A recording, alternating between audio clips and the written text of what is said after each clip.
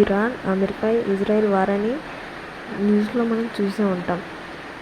Dubai కూడా, దుబాయ్లో అయితే చాలా ఇల్లులను వదిలేస్తున్నారు.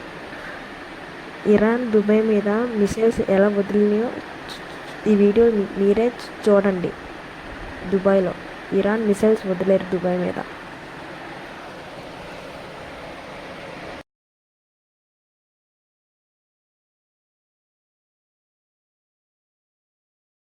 యుద్ధం దేశాలకే కాదు, ప్రపంచం మొత్తం ప్రభావం చూపుతుంది.